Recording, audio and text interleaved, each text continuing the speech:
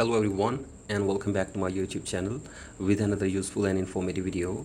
So guys, in this video I'm going to show you how to stop or disable family sharing from Apple ID on iPhone and iPad in iOS 27.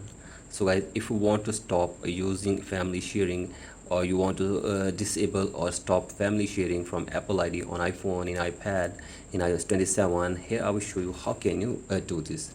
So guys, this is very basic and simple. You can easily do this.